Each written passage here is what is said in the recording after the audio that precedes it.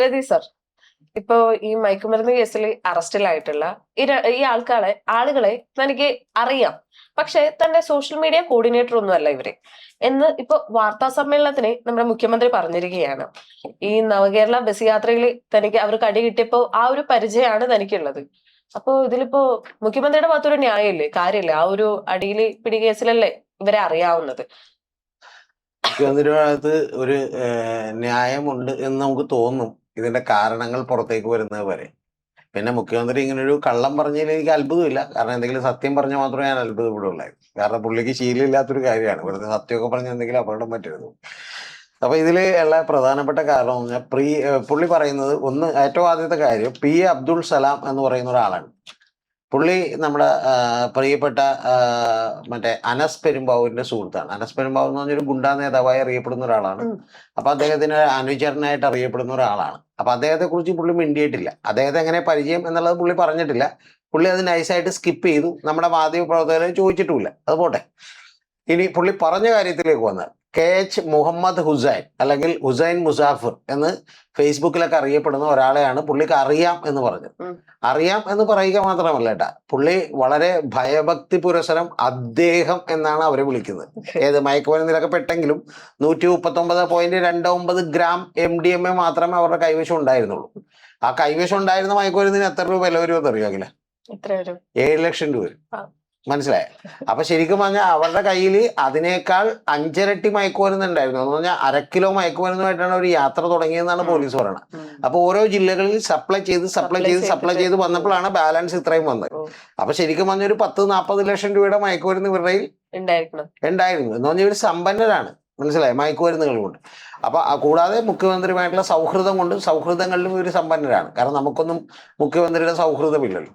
അപ്പൊ അദ്ദേഹമാണ് പുള്ളി പറഞ്ഞത്. പുള്ളി അതിന് പക്ഷെ അവരെക്കുറിച്ച് ഏതാണ്ട് ഒരു വലിയ കഥ കൂടി പുള്ളി പറഞ്ഞു. അവരും മാതൃഭൂമിയിൽ വന്ന വാർത്തയിലും ഇവരെക്കുറിച്ച് പറഞ്ഞ കഥ എന്ന് പറഞ്ഞാൽ ഇവർ വീര പോരാളികളായി ചിത്രീകരിക്കാൻ ശ്രമിച്ചു. ഒന്ന്, അദ്ദേഹം എന്ന് വിളിച്ചുകൊണ്ടാണ്. അദ്ദേഹത്തെ എനിക്ക് പരിചയം ഇങ്ങനെ മറ്റേ ഈ നവകേരള ബസിന്റെ യാത്രയുമായി ബന്ധപ്പെട്ട് വെങ്ങോല മറ്റേ അറക്കപ്പടിയിൽ വെച്ചിട്ട് MGM കുറുപ്പമ്പടിയുടെ ഫ്രണ്ടിൽ വെച്ചിട്ട് ഇദ്ദേഹത്തിന് മൃഗീയവും ക്രൂരവും പൈശാചികവുമായിട്ടുള്ള മർദ്ദനമേറ്റു എന്നാണ് പുള്ളി പറയുന്നത്.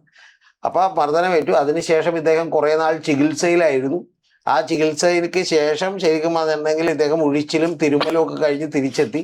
അപ്പൊ അങ്ങനെ അടിയേറ്റവരെ വിളിക്കുന്ന കൂട്ടത്തിൽ ഇദ്ദേഹം ആദ്യമായിട്ട് ഇവരെ വിളിച്ചു for the first time in his life.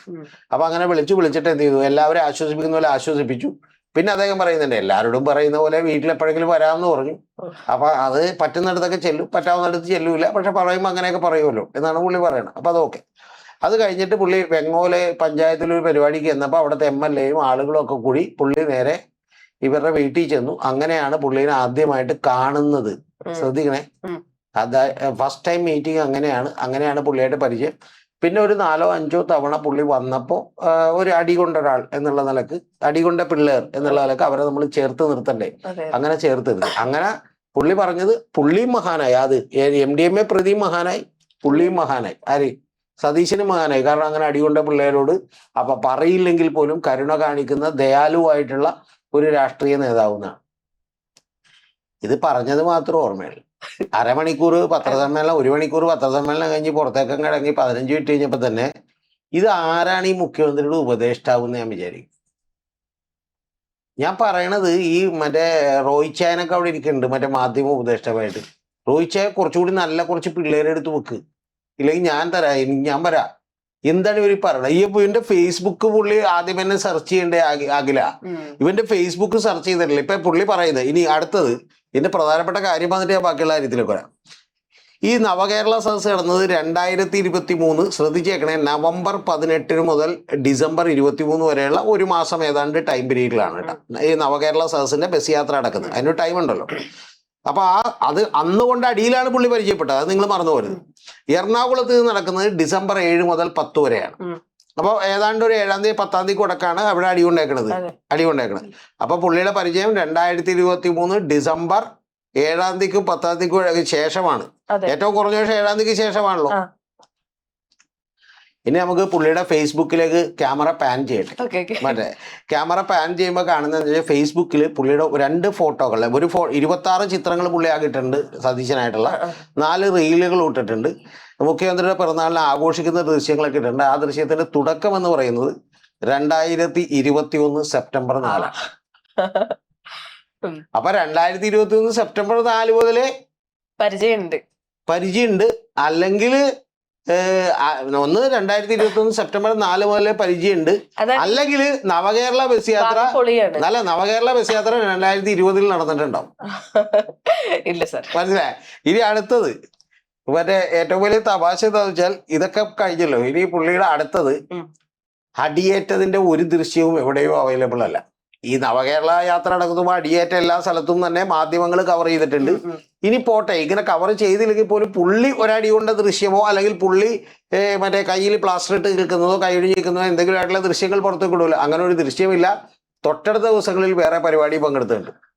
ഇനി അടുത്തൊരു വിറ്റുകൂടി ഉള്ളതെന്ന് പറഞ്ഞാൽ പുള്ളി ഇങ്ങനെ നിന്നിട്ട് ഒരു കറുത്ത കൊടി വീശി കാണിക്കുന്ന ഒരു വീഡിയോ മാത്രമേ അതിനകത്തുള്ളൂ. ബസ്സങ്ങ് ഓടി പോകുന്നുണ്ട്, കറുത്ത കൊടി എന്ത് ചെയ്യുന്നുണ്ട്, വീശി കാണിക്കുന്നുണ്ട്. എനിക്ക് വേണ്ട ബസ്സിൽ നിന്ന് ആരെങ്കിലും ടാറ്റയും കൂടി കൊടുത്തിട്ടുണ്ടാവും, മന്ത്രിമാരാരെങ്കിലും. ചിലപ്പോൾ കാരണം ഇത് എന്താന്ന് മനസ്സിലായിട്ടുണ്ടാവില്ല.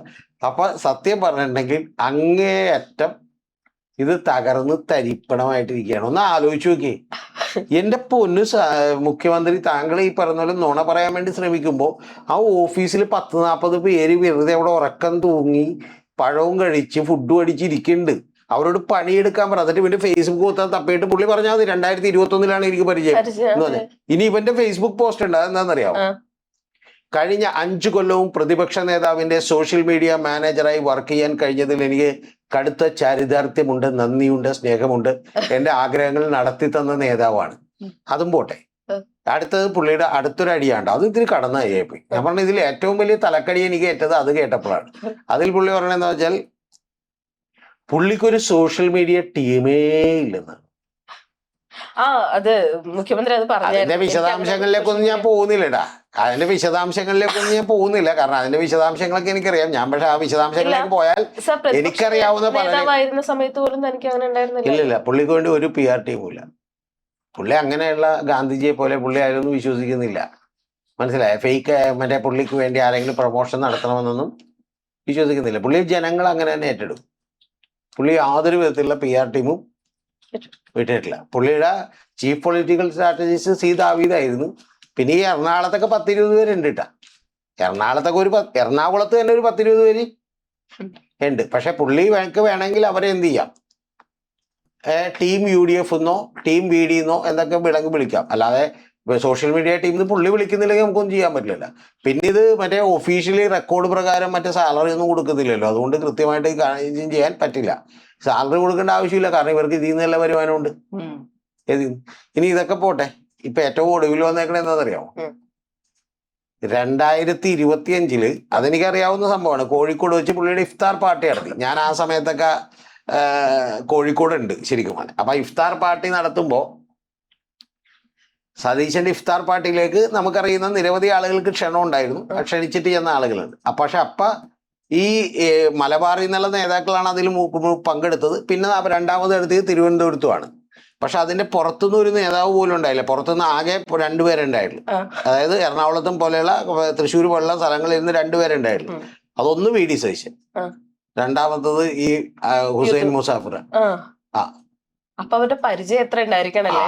അതെ, പുള്ളി ക്ഷണിച്ചിട്ട് വന്നേക്കുന്ന ആളുകൾ മാത്രമേ ഉള്ളൂ അതിനകത്ത്. പുള്ളി ക്ഷണിച്ചിട്ട് വന്നേക്കുന്ന ആളുകൾ മാത്രമേ ആ പരിപാടിയിലുള്ളൂ. എന്ന് പറഞ്ഞാൽ വലിയ വ്യവസായികള്, ബിസിനസ്സുകാര്, MLA മാര്, മന്ത്രിമാര്, അതായത് എതിർ രാഷ്ട്രീയ പാർട്ടിക്കാര്, ഇവരൊക്കെ മാത്രമേ അതിനകത്തുള്ളൂ. അതിനകത്ത് പങ്കെടുക്കുന്ന ഒരു 5 പേരെങ്കിലും നമ്മളോട് അതിനെ കുറിച്ച് സംസാരിക്കുകയും പറയുകയും ചെയ്താണ്. ഒരു സംശയമുണ്ട്. ഇത്രയും കള്ളങ്ങൾ പറയുന്നുണ്ട്, ഇത് പറഞ്ഞുകൊണ്ടേ ഇരിക്കുന്നുണ്ട്. പക്ഷെ ഈ കാലഘട്ടത്തിൽ പറ്റില്ല. കാര്യം മാധ്യമങ്ങളുടെ കയ്യിൽ എല്ലാ പ്രൂഫും അല്ലെങ്കിൽ വീഡിയോസും കാര്യങ്ങളും ഒക്കെ ഉള്ളതാ. പിന്നെയും എങ്ങനെയാണ് ഇത്രയും ധൈര്യത്തോടെ കള്ളം പറയാൻ പറ്റുന്നത്? ഈ അതെന്നൊക്കെ പറഞ്ഞാലേ താങ്കളോട് പറഞ്ഞാൽ മനസ്സിലാവൂല. എന്ന് പറഞ്ഞാൽ ഈ കള്ളം പറഞ്ഞ് ശീലിക്കുന്ന ആളുകൾക്ക് ഒരു കുഴപ്പമുണ്ട്. അവർക്ക് സ്ഥലകാലബോധം നഷ്ടപ്പെടും. സീരിയസ്ലി പറഞ്ഞു. ഇപ്പൊ എന്റെ ഫാദറിന്റെ കടയിൽ ഇരുന്നിട്ട് വേലായുധം മാഷ് എന്ന് പറഞ്ഞാൽ ഇപ്പോഴും പുള്ളി മരണപ്പെട്ടു. പുള്ളി വീട്ടുകാരൊക്കെ അവിടെ തന്നെ ഉണ്ട്. പുള്ളി ഒരു ദിവസം പുള്ളി അങ്ങോട്ട് താമസിക്കാൻ വേണ്ടി വന്നേ ഉള്ളു. എവിടെ? ഈ ഞങ്ങൾ താമസിക്കുന്ന സ്ഥലത്തിന്റെ ഒരു 1/2 കിലോമീറ്റർ 3 കിലോമീറ്റർ അപ്പുറത്ത് താമസിക്കാൻ വേണ്ടി വന്നു. അല്ല, ഫാദറിന്റെ കട ഉണ്ടായി അവിടെ, എൻ്റെ വീടിന്റെ അടുത്തല്ല. അപ്പൊ പുള്ളി ഇങ്ങനെ വന്നിട്ട് ഒരു ദിവസം ഒരു ഡയലോഗ് കൂടെ ഉണ്ട്. എന്താണെന്നറിയാം? എനിക്ക് ഭയങ്കര പരിചയമാണെന്ന് പറഞ്ഞു. ആരായിട്ടായിരുന്നു അറിയാം?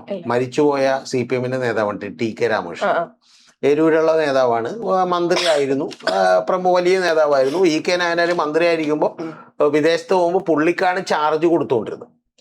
അപ്പൊ എന്റെ ഫാദറിന് ഇവരായിട്ട് എന്തെങ്കിലും പരിചയം ഉണ്ടാകുന്നുള്ളതൊന്നും പുള്ളി ചിന്തിക്കുന്നില്ല. കാരണം പുള്ളി ഇങ്ങനെ വന്ന ഒരു നുണയുടെ കെട്ടം കഴിച്ച് കംപ്ലീറ്റ് പുള്ളി താഴെ ഇട്ടിട്ട് അങ്ങ് പോണേണ്.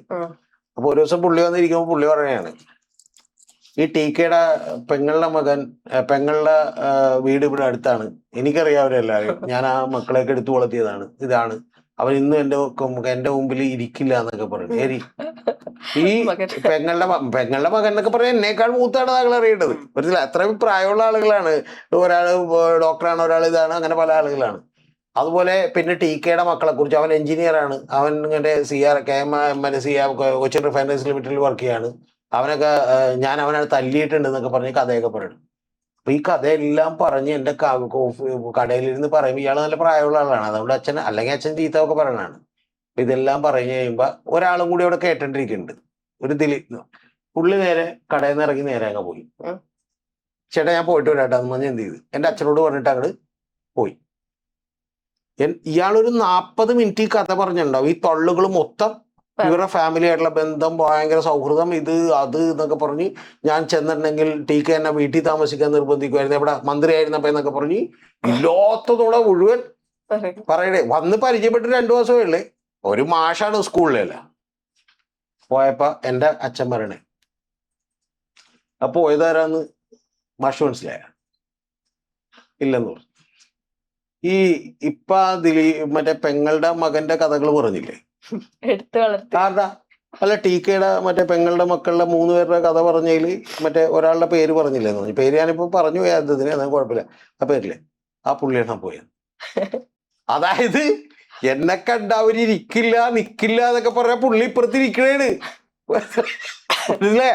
അതായത് ഇയാൾക്ക് അവരെ കണ്ടാ പോലും മനസ്സിലായില്ല. അപ്പൊ ഇപ്പൊ വേണമെങ്കിൽ അഖിലേക്ക് ചോദിക്കാം, പുള്ളി ഒരു മാഷല്ലേ, ഒരു അധ്യാപകനല്ലേ എന്ന് ചോദിക്കുക. പക്ഷെ ഇത് ശീലമായി പോയ രക്ഷയില്ല. സാർ, ഒരു കാര്യമുണ്ട്, അതൊരു മാഷ് നമുക്ക് അധികം ആൾക്കാരെ അറിയില്ല. പക്ഷെ അങ്ങനെയല്ലല്ലോ ഒരു മുഖ്യമന്ത്രിയുടെ കാര്യം. എല്ലാ വാദങ്ങളും പൊളിഞ്ഞുകൊണ്ടിരിക്കുകയാണ്, നമുക്കത് അറിയാം, എന്നും തെളിഞ്ഞുകൊണ്ടിരിക്കണം തെറ്റാണ്. ഈ മാഷ് മുഖ്യമന്ത്രി ആയപ്പോ എന്ത് ഇത് കേൾക്കണ്ടിട്ടോ? അത് കേട്ട് പിന്നെ പിന്നെ പിന്നെ ഞാൻ ഇനി അടുത്തൊരു കഥ കൂടി പറയാം. അത് കേൾക്കുമ്പോൾ എനിക്ക് മനസ്സില്ല. അതായത് നമ്മുടെ അടുത്തൊരു മറ്റേ റെയിൽവേയിൽ ജോലി ചെയ്ത ഒരു പുള്ളിയുണ്ട്. ആ പുള്ളിയെ കുറിച്ച് പണ്ട് മരിച്ചുപോയിട്ടുള്ള മോഹനൻ മാഷ് എന്ന് പറയുന്നത് ഞങ്ങളെ അവിടെ അന്വേഷിച്ചൊക്കെ ആയിരുന്നു. പുള്ളി പറഞ്ഞ അങ്ങനെ ഇത്രയും വലിയൊരു വിഡ്ഢിയെ ഞാൻ എന്റെ ജീവിതത്തിൽ കണ്ടിട്ടുള്ളത് മൈക്കിലൂടെ പറയാം, ഇത്രയും വലിയൊരു വിഡ്ഢിയെ ഞാൻ എന്റെ ജീവിതത്തിൽ കണ്ടിട്ടുള്ളതെന്ന് പറയാം. അങ്ങനെ പറഞ്ഞേക്കുന്ന ഒരാളാട്ടാ. അപ്പൊ ഈ പുള്ളി ഒരു ദിവസം പറഞ്ഞിട്ട് എന്റെ അച്ഛനോട് വന്നിട്ട് പുള്ളി പറയണേ, ഇന്നലെ മറ്റേ ചെന്നൈക്ക് പോകാൻ വേണ്ടി മമ്മൂട്ടി വന്നിട്ടുണ്ടായി ട്രെയിനിൽ കയറാനായിട്ട്. അടുത്ത കഥ കേട്ടോ, മമ്മൂട്ടിക്ക് ടിക്കറ്റ് ഉണ്ടായില്ല, ലാസ്റ്റ് ഞാനവിടെ ഒപ്പിച്ചു കൊടുത്തു. കേരളത്തിന്റെ മെഗാസ്റ്റാർ മമ്മൂട്ടിക്ക് ടിക്കറ്റ് ഉണ്ടായില്ല, അതുകൊണ്ട് മമ്മൂട്ടിക്ക് ഒരു ടിക്കറ്റ് പുള്ളി എന്ത് ചെയ്തെന്ന് ഇയാൾ TTR ഇയാൾ ഒപ്പിച്ച് കൊടുത്തു. അതിന്റെ അർത്ഥം എന്താണെന്ന് ഇപ്പൊ അഖിലേക്ക് പോലും പ്രേക്ഷകർക്ക് പോലും ഇപ്പോഴും മനസ്സിലായിട്ടില്ല. കാരണം മനസ്സിലാകണത് എന്റെ ഫാദറിന്റെ ചോദ്യം കേട്ടാണ് ഞാൻ ഇത്രയും ഷാർപ്പായിട്ട് ഒരാൾ ചോദിക്കുമല്ലോ ഇരിക്കണം. എന്റെ ഫാദർ അപ്പൊ തന്നെ ചോദിക്കണേ, മമ്മൂട്ടി രക്ഷപ്പെട്ട് ചേട്ടനില്ലായിരുന്നെങ്കിൽ ആകെ പ്രശ്നമായി പോയാനെന്ന് പറഞ്ഞു. അപ്പൊ ഇയാൾക്കൊരു ചെറിയ സംശയം തോന്നിട്ട് എന്റെ ഫാദർ കളിയാക്കുമെന്നറിയാം. അപ്പൊ എന്താന്ന് പറഞ്ഞു, അല്ല ഇല്ലെങ്കിൽ മമ്മൂട്ടി കള്ളവണ്ടി കയറി അവിടെ എത്തേണ്ടി വന്നാനില്ല.